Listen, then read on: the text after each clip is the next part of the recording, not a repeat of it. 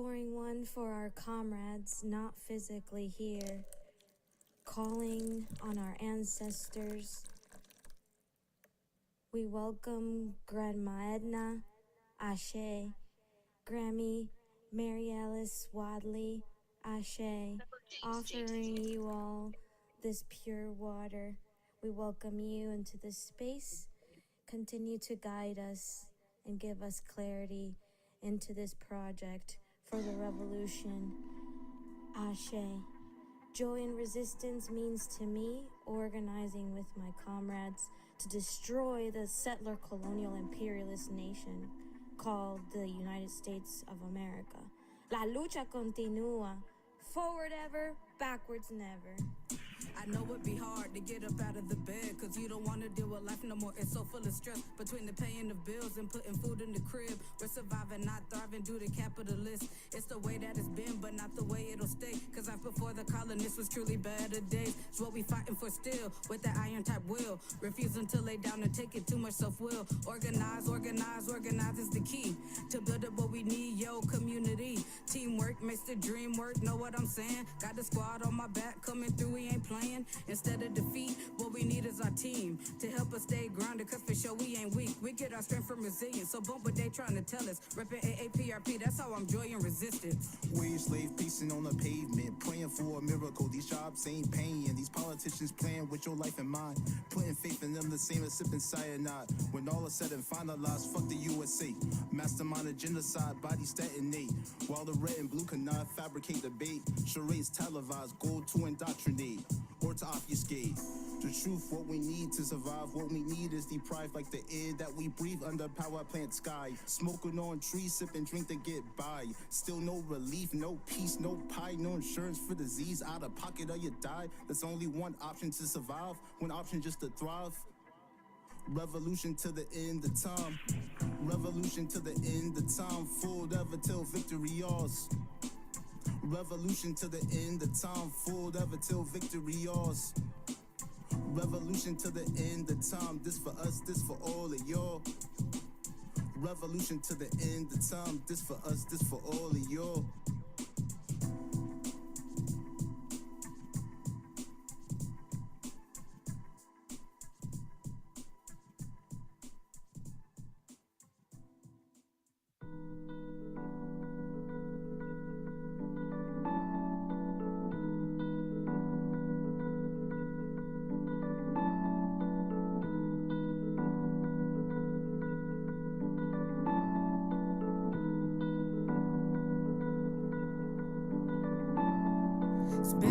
Time since I've written, but now my consciousness is lifted. My goal now is to get the people shifted from the bullshit the media says is realness. Selling us lies about our freedom and equality. The system's design is meant to keep us living desperately, trying to find the strength to truly feel my destiny. Ignoring the haters, trying to amplify the worst in me.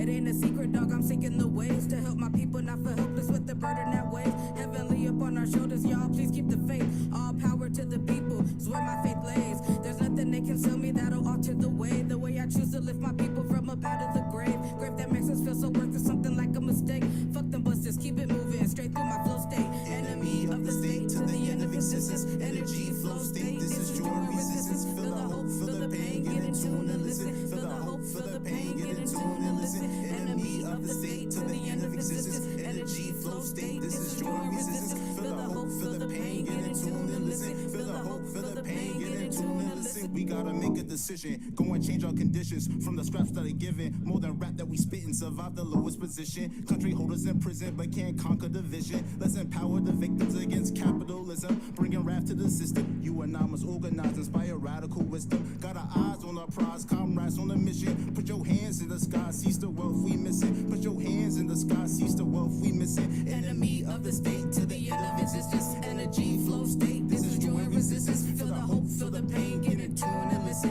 Enemy of the state, get in tune and listen. Enemy of the state to the end of existence. Energy flow state, this is joy and resistance. Feel the hope, feel the pain, get in tune and listen to the ancestors through the tribe message. Ride or die, effort, you alive forever. Survive the weather, synchronize together, recognize the treasure. It's the motherland, we return to sand where this life began for women and men.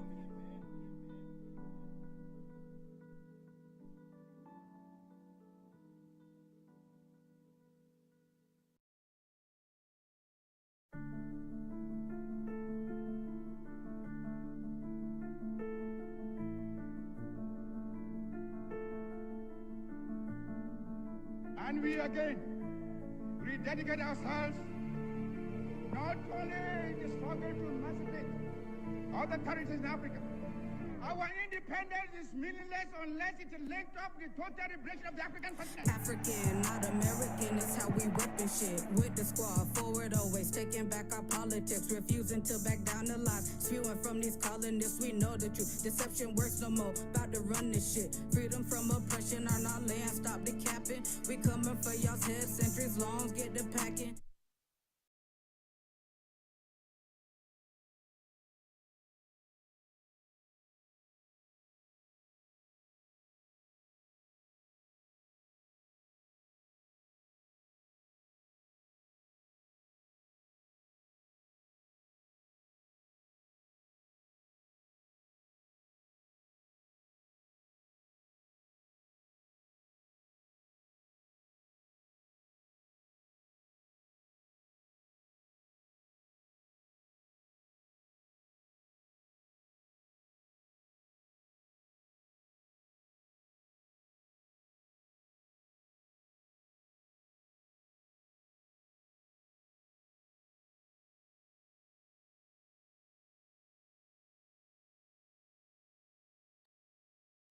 Hello, happy time of day to you. Hope that you are well. Hope that you are at your highest level of mental, physical, and spiritual awareness and strength. We're glad that you're joining us for this week's episode of Our Ancestors' Voices, a weekly program from the All African People's Revolutionary Party. And our topic today, a very important topic for July and August every year. Why Pan African Women's Day? And we're going to be talking about this from the standpoint of why this institution is important for all people, not just African women, but African men and all peace and justice loving people all over the planet Earth. So we're happy that you are joining us for this program. And we look forward to spending these next few minutes with you, going over this very important. So we start as always by giving acknowledgement and respect to the indigenous people of the Western Hemisphere, who continue to fight for their liberation. I was doing a talk on Friday, and I was inviting people to the Pan African Women's Day event. I was in Oakland Friday, and I was inviting people down there to the Pan African Women's Day event that we have there a week on August 1st, this coming Saturday. And one of the people asked me, do you have to get a permit for that to have it there? Because it's at Lake Merritt there. And I said, well, we asked Crazy Horse if we could have it there. And they didn't know who Crazy Horse was. So I had to explain to them the history of Crazy Horse. And Crazy Horse was a warrior in the Lakota group, the Oglala Nation in South Dakota, and was there under Chief Red Cloud. And Red Cloud had negotiated what Crazy Horse and many of the other people in that grouping considered unacceptable. A negotiation, a compromise with the U.S. government. And so Crazy Horse led a group of Lakota warriors away into the plains, and they ended up after them. This is the story of General George Custer, if you don't know it, in the Battle of Little Bighorn, where Crazy Horse and the band of Lakota warriors beat the crap out of Custer and killed all the crackers there that day and won that battle. Unfortunately, the U.S. military sent all of its resources after Crazy Horse, and they began to um, kill all the buffalo and surround them. And then this led to their starvation and eventual surrender. And of course, as is consistent with the custom of these terrorists, they, without any kind of due process, slaughtered Crazy Horse and slaughtered all the remaining members of the group. And to this day, it's not known what happened to his remains. But what the compromise was over was the Pahasapa, or the Black Hills, or what you probably call Mount Rushmore in South Dakota, the colonial name, Mount Rushmore. But they were fighting for that's a sacred land to the Lakota people. And of course, the Europeans wanted it. Obviously, they got it. And this was unacceptable to Crazy Horse. So, we give acknowledgement and spirit to that. And people Friday were like, what do you mean you asked Crazy Horse? I'm like, we asked the indigenous ancestors, and they said we could. They said they support Pan African Women's Day, so we're doing it. That's our permit to do it. That's our permit to do this right now. That's our permit to do everything we do in this backward cesspool empire that was stolen from them. And the reason why we have that spirit is because of our African ancestors who we talk to them all the time as well. And they told us, yes, absolutely, you should continue the work for your forward progress and liberation. You need no permission from the capitalists to do that. We are fighting to organize against them and overthrow them and defeat them eternally. So you have our permission, and we have given you all of the all of the information, all of the models, all of the schedules, all of the uh, schematics, everything that you need. And all you have to do is build and develop on that. So we are doing our absolute best to follow the uh, energy and direction of our ancestors, and we hope that you are doing the same. That's why you're here today. So thank you for joining us. And we start with just introductions. Our Ancestors' Voices, again, is sponsored by AAPRP, which is a revolutionary, independent, mass Pan-African political party based in Africa. And you should acknowledge and understand, or at least understand, that Kwame Nkrumah, in the Handbook of Revolutionary Warfare, laid out the strategy for the All African People's Revolutionary Party. And he defined what it is. It's a collection of all of the Pan-African formations on the ground throughout Africa who agree in one unified socialist Africa as the solution. He didn't say that any one group of people would be the AAPRP. He didn't say that what we have today is the AAPRP. It is, but it is not the AAPRP in its conception. It's the AAPRP in its conception is what I just described. All of the liberation movements united into one political party. We are not there yet. That's what we're working for. So the people who, like myself, who are here today, most likely will not even be here when we actually have an All African People's Revolutionary Party, an All African Committee for Political Coordination, an All African People's Revolutionary Army. And so this is why, for myself, I would never be discouraged by any challenges that we have today, because my responsibility is to continue to live my remaining days putting the pieces in place to move us closer to the actual All African People's Revolutionary Party. So that's why we are here. And this program is one of the things, because we will never have that until we win the hearts and minds. And so this is why we do this program every week. We've been doing it every week for 6 years, and we will continue as long as two things happen. People are still interested in this program, and we have the physical and mental ability to do it. And so some of those things we can control, some of them we can't. But the one thing we can control is that as long as we're able, we'll be here doing it. So we appreciate those of you who have been here from the beginning. We appreciate those of you who just joined today for the first time. We appreciate those who watch sometimes and don't watch and then watch again. We appreciate you who tell people about the program, invite people to participate in the program. All of these things are major contributions to us moving forward in our struggle for revolutionary Pan-Africanism, which is really just about freedom and forward progress for African people everywhere on the planet Earth, as well as all peace and justice loving people who want to see the world progress in a direction that gives peace to all of humanity. So thank you all for everything you do to contribute to that. This is Ajamu. I do this program every week. And my daughter, who is now Dr. Shakura, we do it together.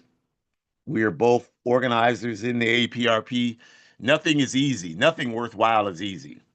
Nothing. If something's too easy, I don't trust it. You all know that. If something's so easy, that it comes to you without any effort, you don't even trust that. You know that there must be something else behind it. And this work certainly is no different. It's not easy. It's very difficult. Shakur and I were just talking about how we've been struggling to organize these two Pan African women's programs along with our comrades here in Northern California. And there's not nearly as many of us as there needs to be, and there's a whole lot more work than there should be. But we are not deterred. We are going to struggle forward. We invite you to participate in each of these programs. We'll tell you more about it at the end, as we always do. But to get us started on the topic today of why we have Pan African's Women's Day, I'll turn it over to Shakura. Thank you. Thank you so much. Greetings, everyone. Thank you so much for being here. I echo everything that Baba Jamu said. We are so thankful that you all have rocked with us for so long. And as he already said, if this is your first time joining us, welcome, welcome, welcome. We do hope that you will return. We hope that something is said today that fires you up or lights a flame that maybe you didn't know needed to be lit. Or we hope that maybe you get a bust of energy based on something that is said. However, today's program affects you, we hope that it will further enhance your ability to make a difference and to make this world a better place for all oppressed people. Ultimately, that is the goal. Hopefully, that means you will join some organization that is working for justice so you can do that with other like minded people. You should not be on a quest to try to change the world by yourself. Not only is that not realistic, it's not fair to you because you deserve to have as many people unified with you, just like other people deserve to have you unified with them so that we all can make a difference in changing this world.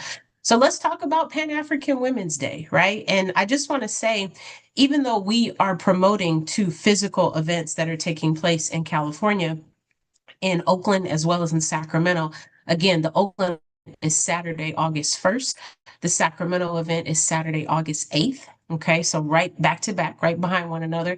Even though we are promoting and talking about those events in person, we are also speaking to this overarching base and concept of how Pan African Women's Day came to be.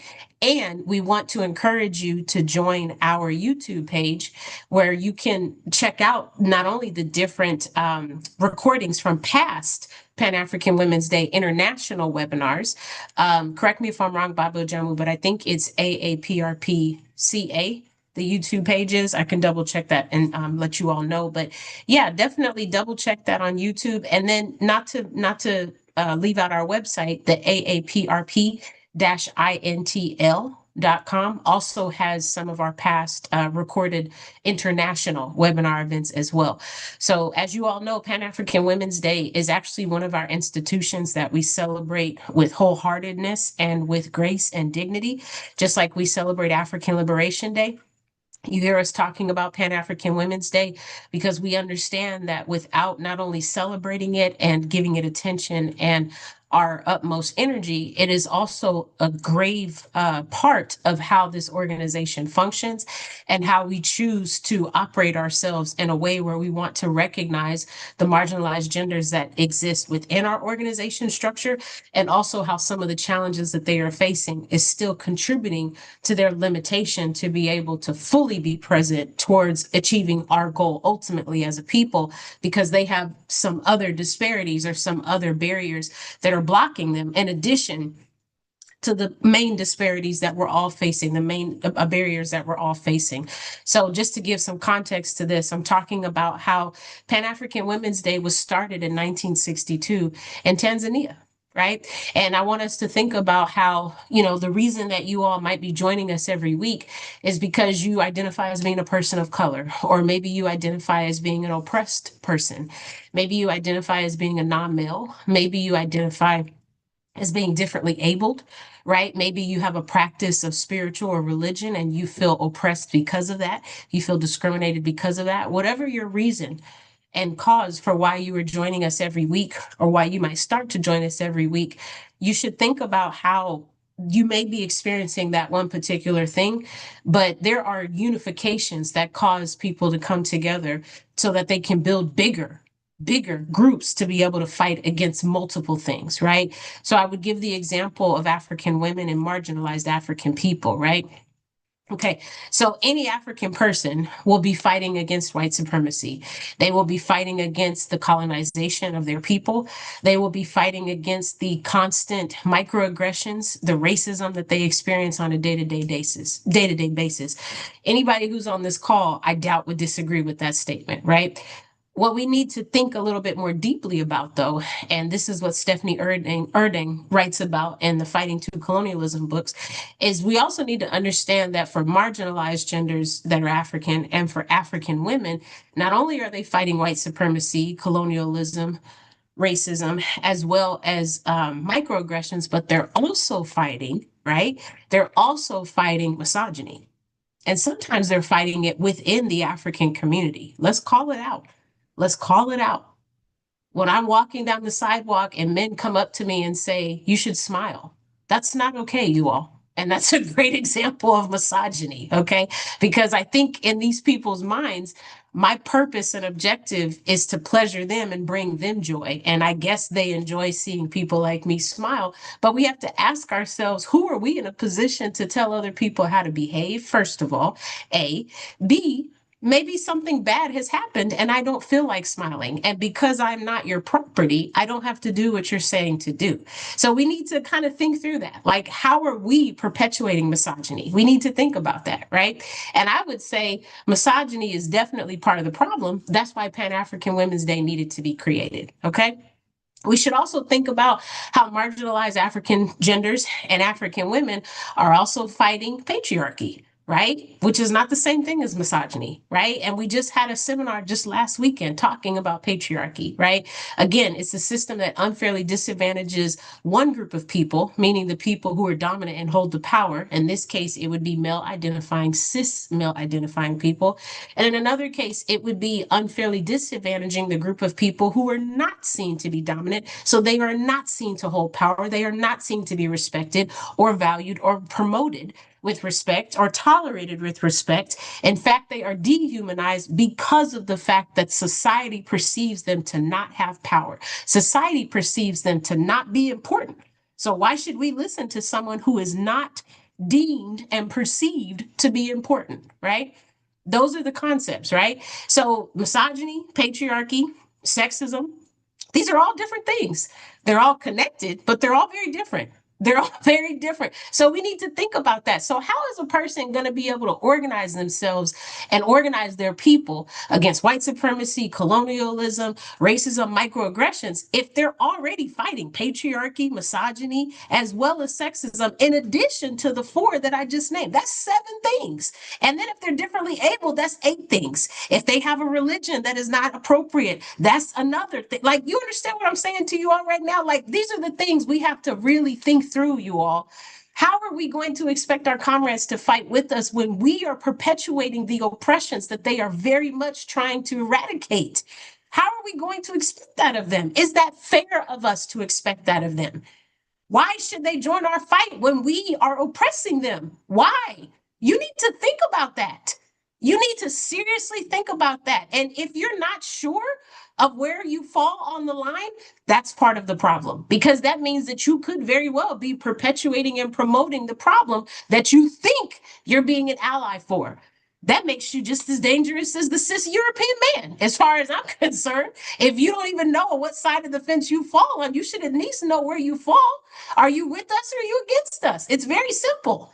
And in this case, I'm speaking as African people, yes, but I'm also speaking, are you in favor of not promoting and perpetuating the oppression of African women and marginalized genders of African descent? You have to decide how you are participating in that. And you can participate and resist it, and you can participate and be for it. So you need to decide what that is for you. You need to have an honest conversation about that. Are you walking around expecting marginalized genders to serve you and smile for you? That's something you need to think about. And where does that come from? And how are you dealing with it? Are you going to change after this conversation, or are you going to continue to do it because it's not a big deal? Like, you have to think about that. You also need to understand this is why Pan-African Women's Day exists. Reason number 1 is because people shouldn't have to tolerate that kind of nonsense. And again, how are you expecting me to organize my people and to resist colonialism and white supremacy if I don't even feel respected by you? If I don't even feel valued by you? More importantly, why should I give you my labor?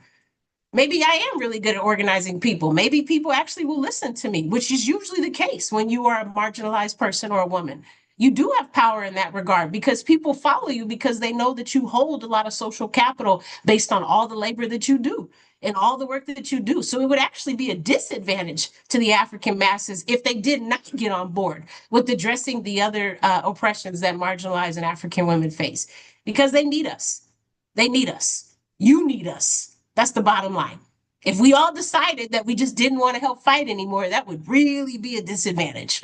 Would really be a disadvantage. Not to mention, there's more of us than there are men. So there's that too, right? So you gotta like how this is like what is it?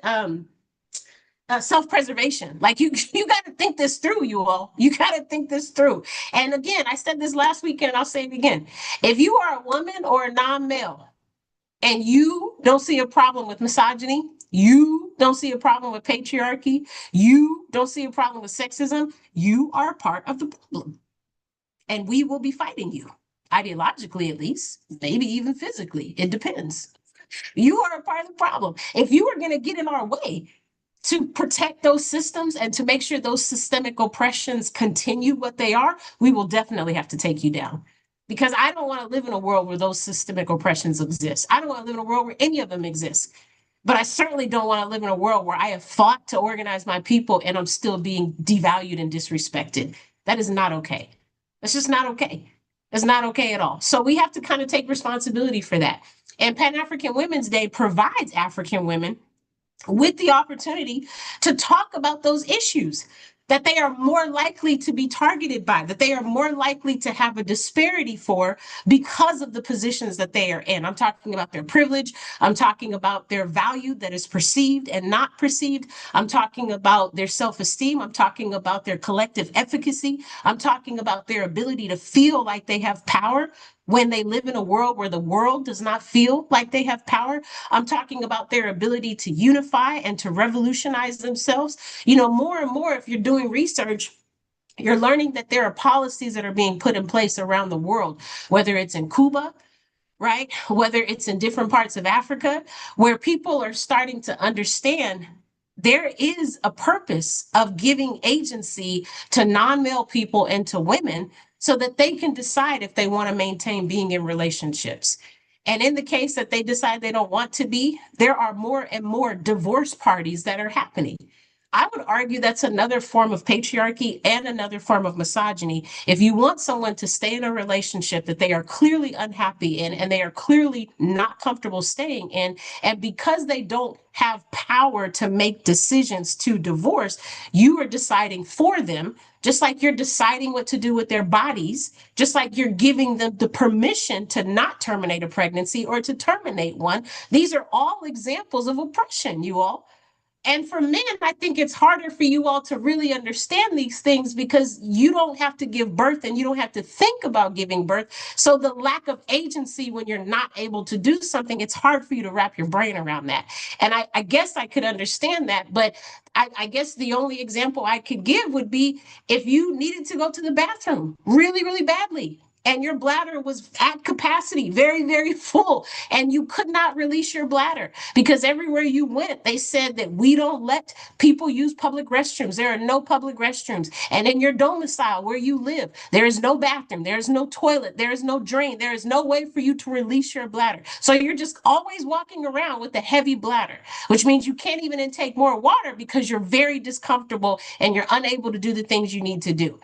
That would be like a woman or a marginalized person needing to complete a pregnancy full term when it has already indicated that there are complications that will arise, not to mention potential fatalities or issues with the baby, right? And if this person is saying they don't want to give birth, that should be the end of it. We should not be choosing to make sure that they still stay. But yet these are the conditions that people are forced to live with. And this is why these are issues that come up in Pan-African Women's Day. And this is why males and men need to listen instead of turning their ears off.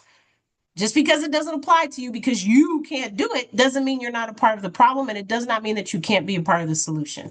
Just a quick shout out for the photo here. We see women in rural Libya North Africa during the Jahamaria and the ruling of Gaddafi. As you all remember, Muammar Gaddafi, was instrumental in helping these people create a water irrigation system where they were suffering from dehydration. Their crops were dying. They had no way to fulfill their nutrients in the earth because the land was dry. And they were able to create a water irrigation system that was not only systematically beneficial for all of the people of Libya, but it had helped save so many lives in terms of restoration of water and conservation.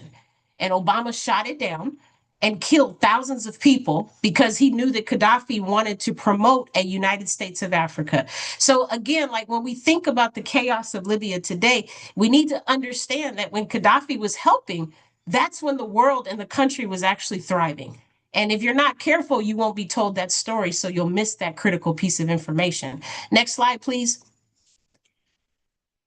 As I said, these kind of conversations come up more importantly in Pan-African Women's Day, and it's really an opportunity for us to talk about how these issues are really preventing us from achieving the one unified socialist Africa we're fighting so hard for. These issues are talking about ways that we need to be focused on the new threats that are on the horizon, such as AI. Right? I know that there are, as you all know, I do a lot of maternal health research, and there is research that supports that. Obviously, like you can ask, hey, Google, what medications you should take if you're pregnant so that they don't conflict with you being pregnant, or if you're nursing and giving your baby human milk, which medications to take. You can ask Siri, you can ask Alexa, you can do that. But how do we really know what the evidence is behind these AI systems giving that information? Where's that information coming from when they're citing it? How do they know what's best for that particular person's body? And what are the consequences, medically or not, that we really don't know about because of that? I would argue sex trafficking, human trafficking continues to be a big issue. I would argue there are several trigger warning. There are several rape kits that have still not been assessed. And I know different counties that have such a backlog, it's very difficult to even consider if the data can even be trusted at this point. I don't think that there is as much of a value behind testing those kind of things, because it's all about, making this piece where we want to think about how both sides need to argue what happened, when the bottom line is, I think Dulce said it best. I had a video last week that I wasn't able to show you all, but I can quickly summarize again. She was being interviewed by Trevor Noah, and she said, society teaches us as women that we need to protect ourselves. We need to learn self-defense. We need to buy these weapons. We need to buy mace and pepper spray and get a taser. And we need to figure out how to use these things. We shouldn't grow our hair long, because if we do, they're more likely to pull our hair from our ponytail. I want you all to think about this kind of stuff, because if you're a male, these are probably not things you have to consider. You can just walk in the world and you don't have to worry about your safety in the same way. And maybe you do, but I guarantee you don't have to worry about it the same way I do, where I'm constantly double checking every decision I'm making because I don't want to be abducted. That's not something that goes through everybody's head. So that's privilege by itself, and we just need to name it. So these ideas that Dulce is speaking of, where we're being trained to do all these things to protect ourselves, and then when we are violated, when someone does harm us, when they do disrespect us, when they don't respect our boundaries, then we have to be questioned with the idea of whether or not our story is believable. I think that's absurd. And I think it is classic that she was able to make that connection, because you want to do all these things and you're telling us from a capitalist standpoint, you're going to profit off of our money because we are buying all these things, right? So then we buy all these things and you benefit from our money. And then when we tell you what happened to us, then we have to weigh the options and look at the evidence. And I'm not saying that all the time it's true. I'm saying this is why people choose not to say anything. And I was one of those people. This is why people choose not to say anything, because they already know that their credibility is going to be weighed. And I think that that is absurd and nonsense. But again, when you don't hold power in society, this is what happens. So we need to think about that, you all. Think about all the kits that I said that weren't even tested, and think about how that's probably even a fraction of the amount of harmful events that have actually taken place, because that means that most people probably didn't even say anything when it happened because they didn't want to deal with the BS of having to go through all the questions and going through all the investigative research, only to find out that nothing really changed, only to find out that nothing really moved the needle. And more importantly, you went through all of that, you invested all that labor, and you really didn't get what you wanted out of it because you still feel violated. So these are the things, you all. PAW provides African women with an institution where they can create They can design how to take down and deconstruct patriarchy in all forms, such as this multitude of hate against African women. We can have conversations about that. How is propaganda enforcing this idea for society to hate African women? And how is African women fighting against it or perpetuating it? Again, everything is dialectical, right? We have to look at it from both sides. This could be from social media. It can be from harmful lyrics in a song. It could be from different videos that people are posting. It could be from how people are raising their children. Okay. It could be from the expectations that people have. For me in education, and I'll turn it back over to Baba Ajamu, what I have realized is not only are there disparities between the evaluations that I get from my students compared to the evaluations that males get and compared to the evaluations that African men get. And I've also noticed that in most cases, students feel like they can talk to me a certain kind of way because the society perpetuates that I don't deserve respect, right? But they would not talk to their cis male instructors the same way that they would talk to me. And what they don't know is that I will bring that up and tell them that because I don't deserve to be talked to like that. So I'm not going to talk to you like that. But again, like the kind of labor that a person has to do when they're oppressed, where they have to constantly protect themselves in situations where they are being disrespected. I want you to think about if you deal with that every day. I want you to think about how some people have to deal with it every microsecond of every fraction of every day, right? Because that's what it looks like when you're oppressed. So these are things that we need to think about. And this is why Pan African Women's Day should be a safe space for all of us to talk about these things. And in some cases, it'll be a safe space for people who are not women or marginalized genders to practice listening, not hearing, but listening. Hearing is where there's no action required. Listening is where you understand the full scope of the issue and you are destined to do an action beyond that to address that. I'll turn it over to you, Baba Jamu. Thank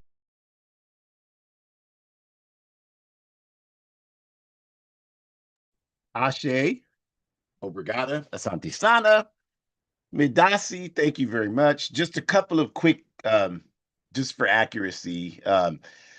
If you want to look at the Pan African Women's Day videos that Shakura mentioned, the actual website is AAPRP-INTL, like for international.org, because we're an organization, we're not a corporation.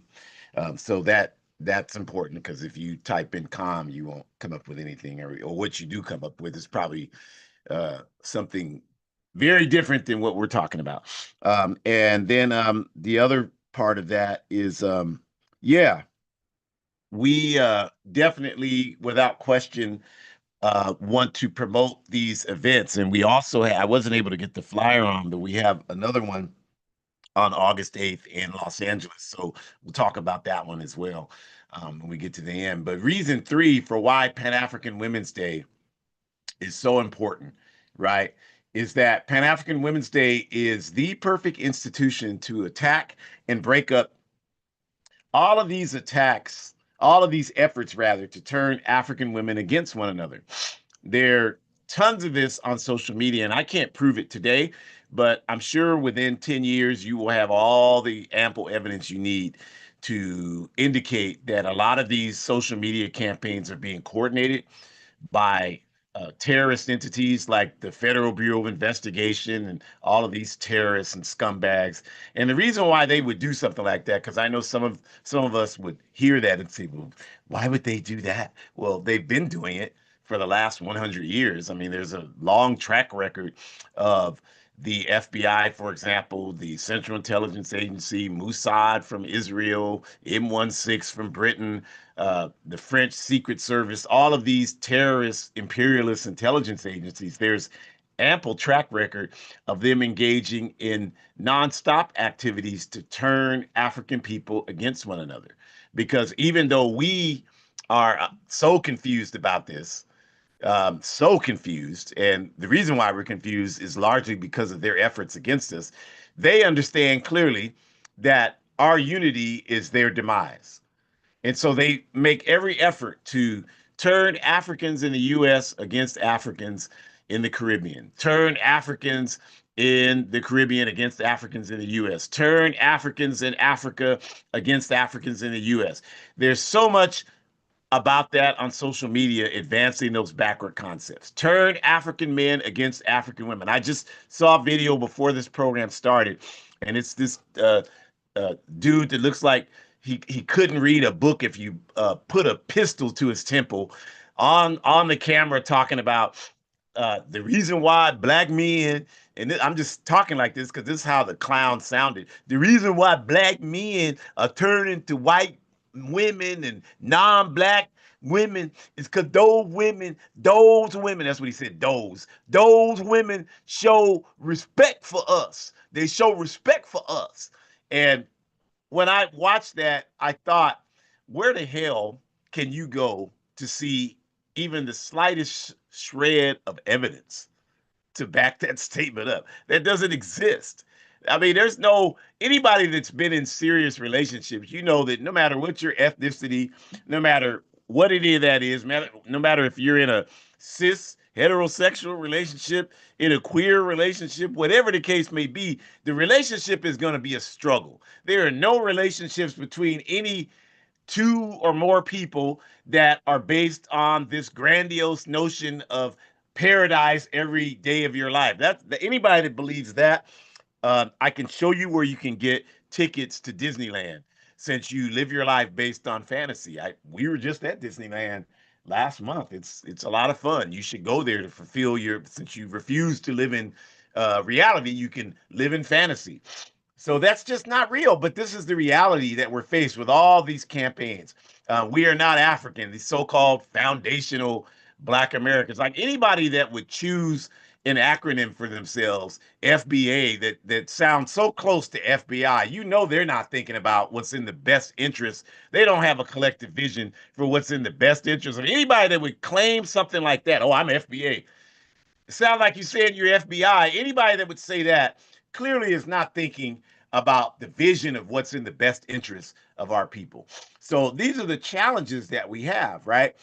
And it's all really, if you think about it logically for a second, I don't care what these people say, what they believe, I don't care how much money and resources they have to wage these anti-Africa social media campaigns, because that's really where it is. Like you don't these people don't come out in public on a large scale and say this stuff because they can't support it. I remember I did do a conference a few years ago at the University of Marseille. I gave a workshop, and some of these young people were in there, and they were pushing this FBA line.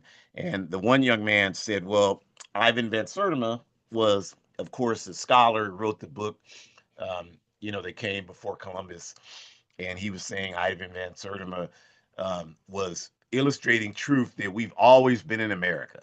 Like we aren't from Africa. That's what this young man was saying. We've always been in America. And he cited Van Sertima's book as evidence of that. And I let him finish.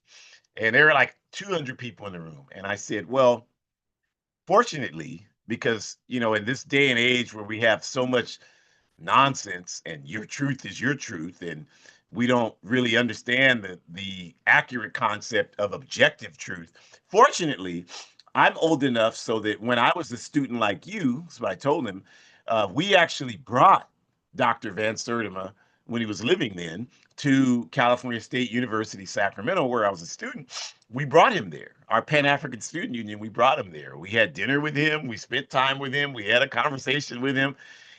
We bought his book. We all read the book together. Fortunately, I have that experience. So, since I've read the book, I know that what he talks about is that Africans came to the Western world, not that we were always here.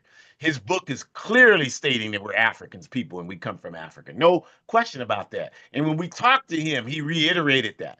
So, this is why we have this problem today. But the truth is, there's only one difference between all people of African descent. And I'm going to quote myself because I said this 40 years ago, and I still say it.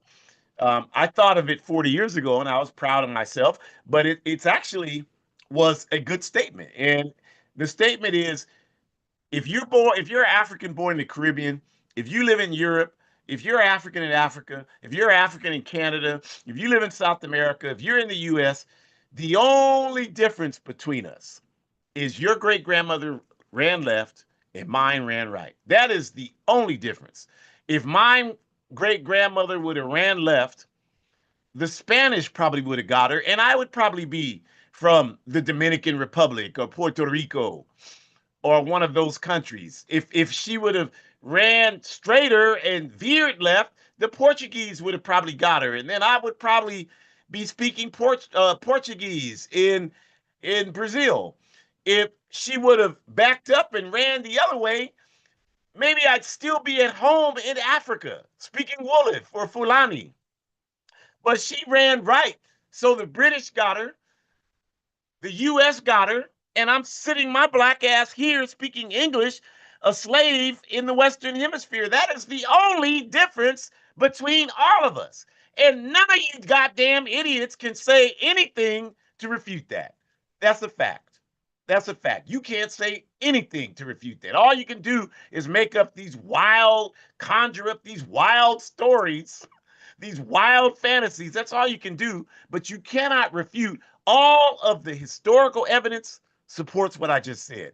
All of the physiological evidence supports what I just said. That's why your dumb ass is sitting here in the US with the sickle cell anemia trait, which clearly comes from nowhere else in the world except Africa because of malaria. But you're sitting here with it talking about, I'm not no African. My people never were in Africa. I mean, nothing supports you other than the rocks floating between your ears. Nothing else supports you. So that's just important that we understand that. You know, now there's another saying that said that's, you know, just as good, if not better than the one I came up with. And it's that the only difference between us is a boat stop. That's absolutely true as well. So why Pan African Women's Day is important? Reason 4, because our unity is a threat. We don't know that because we're not serious about collective unity among African people. Most of us are only interested in a payday for ourselves individually. Most of us view all of these things like reparations is just a way for us individually to make some money. We don't even have a vision of collective progress for the masses of African people. Anybody who subscribes to any kind of xenophobic, patriarchal, anti-woman, anti-gender binary, non-gender binary position is not interested in the unity of African people. I don't care what they say. Anyone who does that is not interested in that.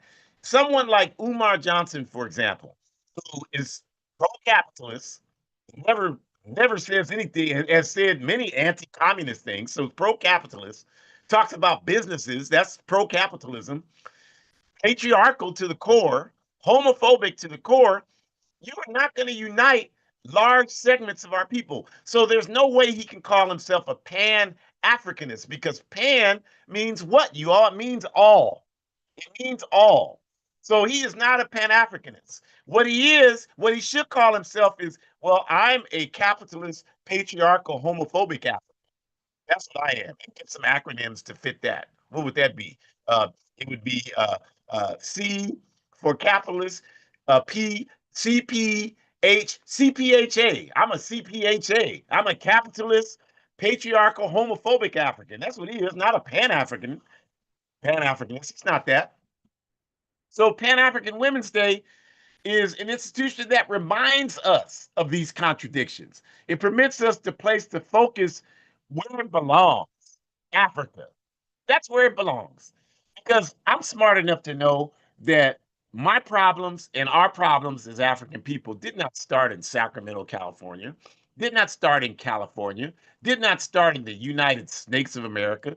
They started when crooks and criminals robbed us and created the chattel slave trade. And for those of you dumbasses who comment every week with the hate mail, come with your comments. Understand what chattel slavery is. Don't come with no dumb. I just now someone comment on Shakura on the video we did on patriarchy, and this person is saying, well, what is feminism? Man, I'm so allergic to stupidity. Sorry. They said, what is feminism? And I just responded that we said nothing about feminism in our presentation. And his example, is it 50-50 wages? I'm like, and even if we did say something, we don't support bourgeois feminism like you're defining. Go back and watch the video and then talk to us. Don't waste our time, right? Because we use Pan African Women's Day to make the point that the future stability and growth of African women everywhere is tied to the strength of Africa. It's tied to a movement to liberate Africa, but it has to have as an equal component, if not a higher one, the focus on eradicating patriarchy. There can be no liberation of Africa under patriarchy. That cannot, those two concepts are incompatible. And Pan African Women's Day also stresses the importance of women, non gender binary people, and men seeing the fight against patriarchy as all of our responsibility. It's all of our responsibility. And so Shakur can tell you if I'm lying. That's why 3 years ago, at that time, we didn't have any women organizers in the APRP in Sacramento. Sacramento's the kind of town where, trust me, I've recruited tons of women into the APRP. That's not the issue.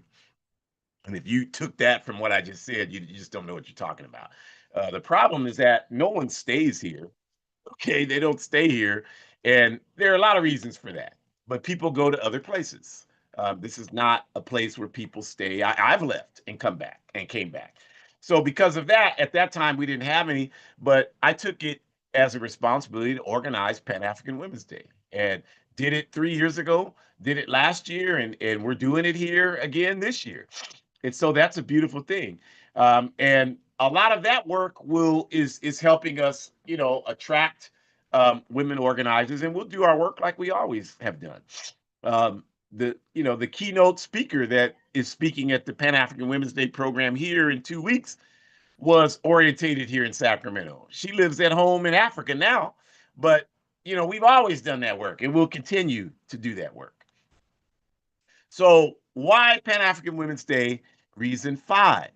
So, if you look at the picture of the button, and I hope you can see the picture, you're looking at a screen of the presentation. Hopefully, you lose a lot if you're not, but the picture is of an old, outdated APRP button. And that button is probably from the 1970s. Um, but it reflects a lot of struggle, right? We have a lot of struggle in our organization. We have a lot of struggle right now in our organization. And we will always have a lot of struggle. But the button to me is symbolic because even though it's dated, even though it's worn, it reflects the spirit and the determination of the message behind it. And for me, that message is stronger than ever. Stronger than ever. Because one thing I understand clearly is that my time on the earth is limited. And I'm good with that. I'm not like a lot of people. I'm not worried about that. I'm not upset about it. I'm good with that because I have made plenty of errors, but over and above that, I've done the best that I could do to live my life in a principled way. I've not wronged people. I've helped a whole lot of people, a ton of people on a collective and individual level, many of whom who don't even appreciate it. And I'm fine with that because I didn't do it for that. I did it because it's the right thing to do, and we'll continue to do so. And have built institutions that will help us move forward in our struggle for liberation, have been instrumental in helping build that. So I'm proud of my life. I'm happy about it. Even if I drop dead right now, I'm happy about it. And I think this button and what it symbolizes reflects what I'm trying to say about that in the sense that we will continue to fight. We will continue to build and struggle around the right ideas and actions. And we will get it wrong a lot of times. We will make a lot of errors, but we will not give up. We will not give up because this is what our people need. One unified socialist Africa. And I'm not going to quit this struggle because I can't reconcile how to deal with something that I have an issue with. I'm going to struggle to figure out how to deal with that issue. But that's just me. That's just how I walk through this world. I know everybody doesn't do that, and I'm not placing judgment on anybody if you don't. I'm just saying, in order for us to get free, if there's another way to do it, please let me know. If there's an easier way to do it, please let me know. All right. So Pan African Women's Day is the perfect institution to reinforce the need for revolutionary struggle, right? For organization and unity. We can't get any of this accomplished individually. that progress can only come from revolution, not reform. We have to destroy the capitalist system. We can't try to integrate in it, try to put a black face on capitalism. How has that worked out for us? We have to destroy this system. That's our work. And Pan African Women's Day is a constant reminder of that. It's a reminder that our objective has to be focused around scientific socialism. We have to be socialists. That is the solution. Capitalism in no way offers a solution to our problem. It's the reason why we have problems. It cannot be the solution.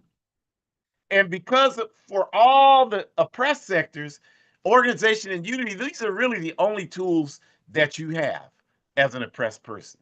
You don't have any other tools. You don't have wealth if you're oppressed. You don't have that. And understand what I mean when I say that, because we get so confused. Even people who have money, that's not going to save them from being oppressed. Someone like LeBron James is a billionaire. He's a billionaire basketball player. He's a billionaire. He doesn't have any power.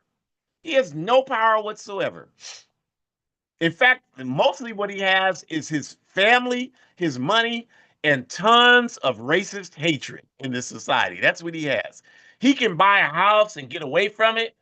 He can do that. But the minute he drives into town, he's not any safer from the police than you and I. His $1 billion is not going to protect him from racist Gestapo police, vigilante white supremacists. It's not going to protect him from any of that. It's not going to allow him to have a voice without being besieged. Even this clown in the White House attacked LeBron James Friday just because LeBron James joined a new team. Nothing. He's not safe from anything just because he has money. So that you can't transcend this stuff. He's not safe from the mental illness that the stress that he's under. I'm sure he's under a tremendous amount of stress because he has. If you go online, that man has so much hate coming at him. He's not, and if he wasn't African, he wouldn't have half of that hate. So you can't transcend this oppression just because you have money. You can do little things to get you away from it for a few minutes, but it's there. And there are, of course, many other reasons to support Pan African Women's Day as an international Pan African institution that it is, and that's why we do that. So we just want to say you have to remember that Pan African Women's Day is something for everybody. The only qualification is that you want peace and justice. African women, we certainly lift up Pan African Women's Day to recognize that we want them to be able to reach their full potential as human beings. We want non gender binary Africans to reach their full potential as human beings. But we know that we don't struggle in isolation. So if you're not an African woman, you're not African non-gender binary, you should still commemorate Pan African Women's Day. You should commemorate all the institutions that fight against oppression.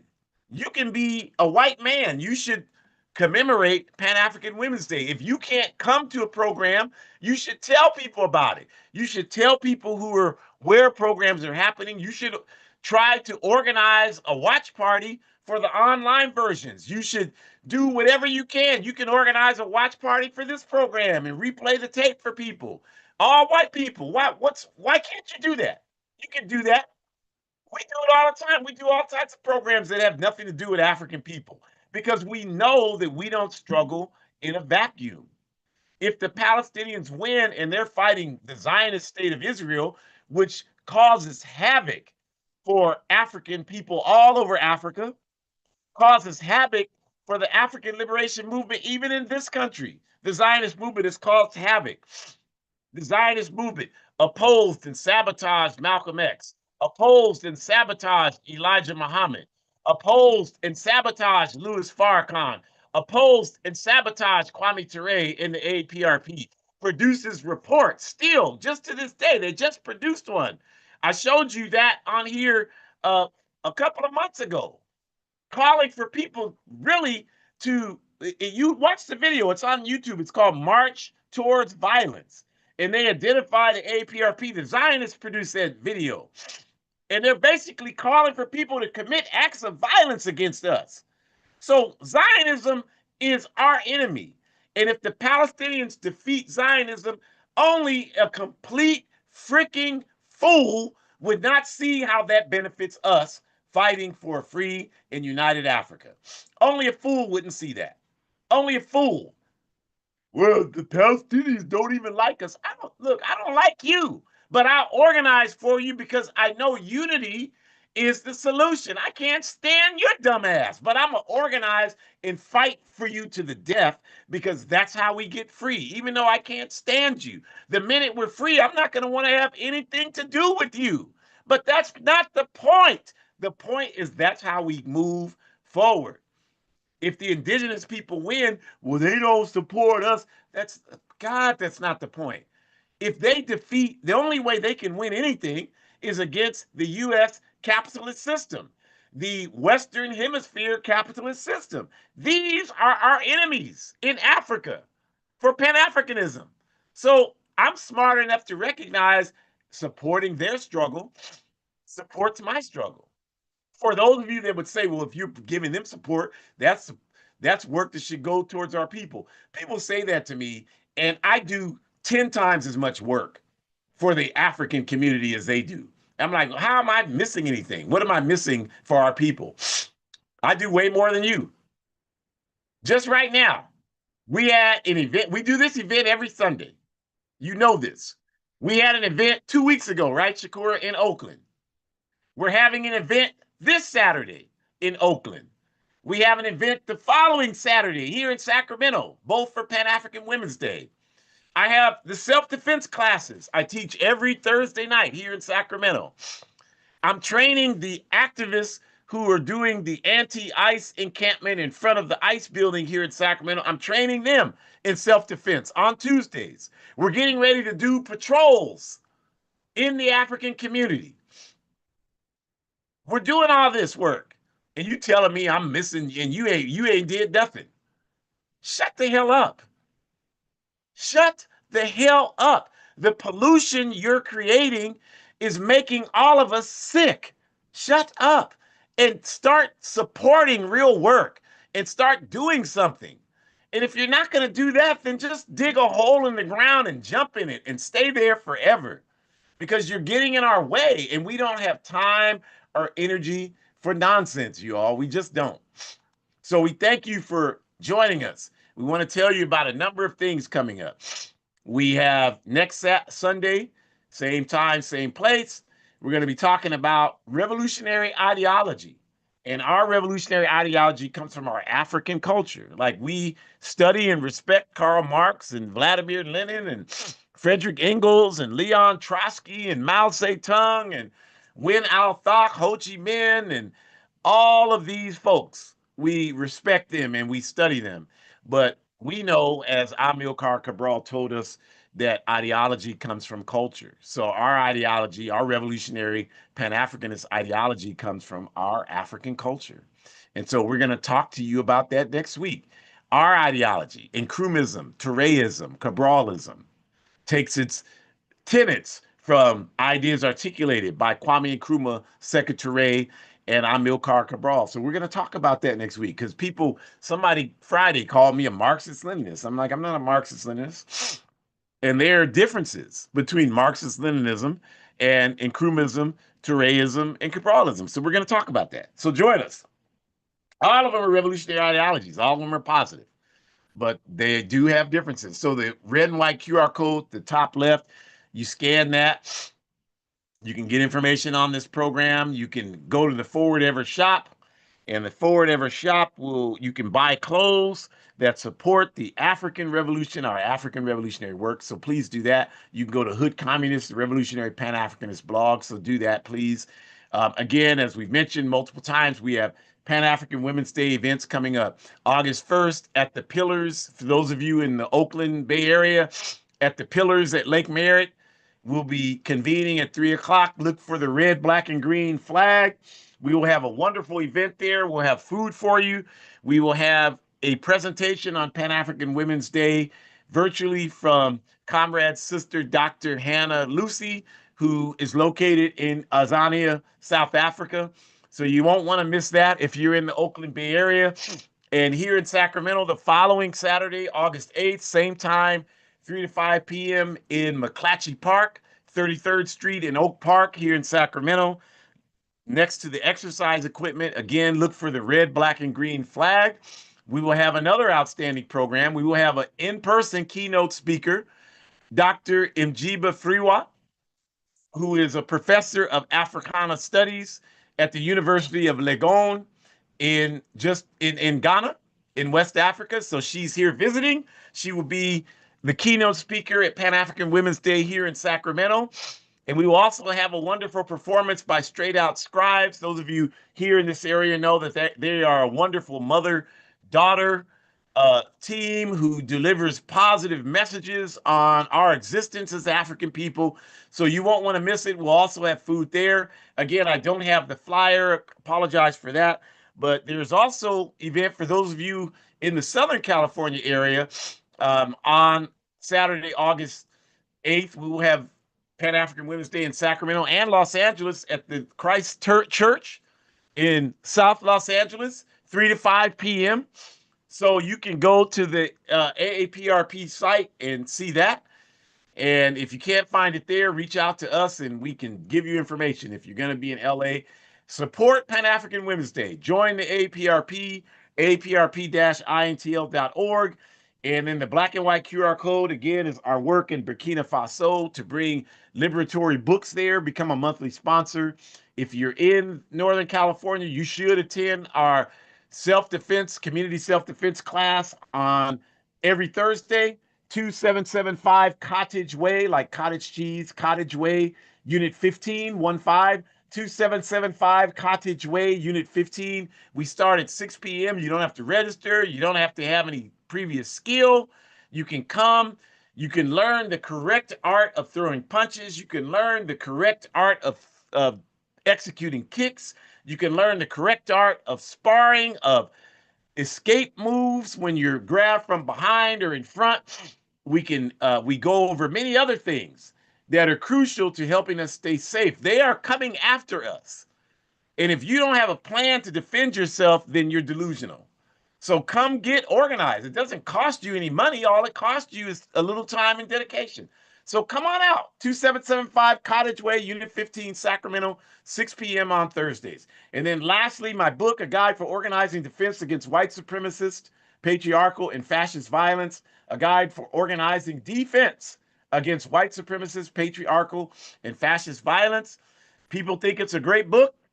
You scan the QR code next to it, and you can get information about it. There are a number of reviews on it. Other than a couple of troll ones, they're very insightful reviews on the book. Great organizing book, but also 100% of the proceeds go towards the anti-fascist work we're doing. This self-defense class, we need resources. The training of the anti-ICE encampment, I need resources. So that's what I pay for to do it. A lot of the stuff coming up in this these Pan-African Women's Day events, we have to buy food. We're not a nonprofit. So we have to buy that. So when you buy this book, that helps us organize our work. So we appreciate all the support you can give us. Forward ever, backwards never.